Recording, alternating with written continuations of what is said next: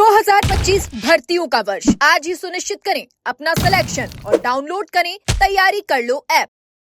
आज जिन बेरोजगारों को उन्होंने इंगित कर करके हम पे आरोप लगाए थे, उनके लिए न कोई नौकरी है न बेरोजगार भत्ता है।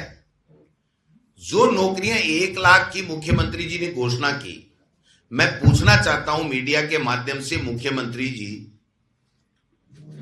आप बता दीजिए एक दिन सामने होके कि आपने कितनी विज्ञप्तियां निकाली और कितने पेपर कराए, और कितने पेपर कराए वो पारदर्शिता पूर्वक बिना लीक के हो गए। बार बार एक सवाल उठाना, हमने पेपर लीक रोक दिया। आपने पेपर लीक कराया ही नहीं, और पेपर करा करके नौकरी दे दोगे, पेपर लीक नहीं होगा तो हम खुद धन्यवाद दे देंगे कि बच्चों के साथ में आपने ये ठीक काम किया। लेकिन आज की तारीख पर आप बैठे बैठे वाई वाई लूटना चाहते हो। ये कहते हैं कि साहब हमने दोषियों को पकड़ लिया। मैं कहना चाहता हूं, आंकड़ा आपके सबके सामने हम लोग रख देंगे कि जितने कड़ा कानून हमने बनाया, इनके किसी स्टेट ने नहीं बनाया, केंद्र ने नहीं बनाया पेपर लीक में। और जितने लोगों को हमने पहले पकड़ा, उससे ज्यादा ये नहीं पकड़ पाए। जो हमने चिन्हित कर दिए थे, लेकिन जो एब्सकॉन्ड थे, जो बाहर भागे हुए थे, भगोड़े थे, उनमें से कुछ लोगों को पकड़ा।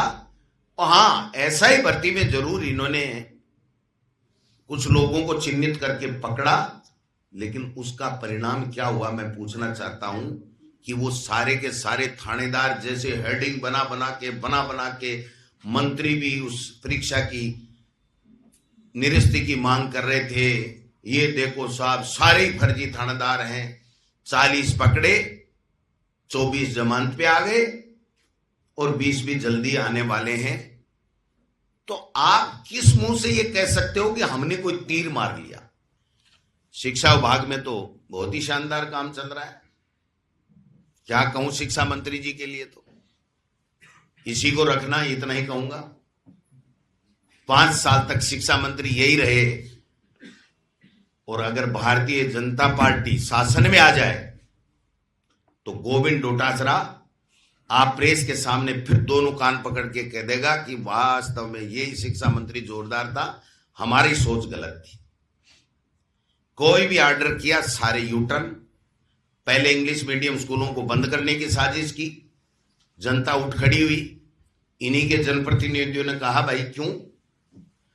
मेरे पास वो चिट्ठी भी मौजूद है जिसमें खुद शिक्षा मंत्री मदन दिलावर में अपने विधानसभा क्षेत्र में मुझे लिख के दी थी, शिक्षा मंत्री को लिख के दी थी कि आप ये इंग्लिश मीडियम स्कूल खोल दो। और वो आज इंग्लिश मीडियमों के पीछे आरएसएस के कहने से पीछे पड़ा हुआ है कि इसको बंद कैसे करूं। आप बताइए, शिक्षकों की भर्ती, स्टाफिंग पैटर्न और कोई नवाचार, ट्रांसफर पॉलिसी, कभी भी आप पूछ लो, ये मुख्यमंत्री जी बताएंगे, ये समय बताएगा।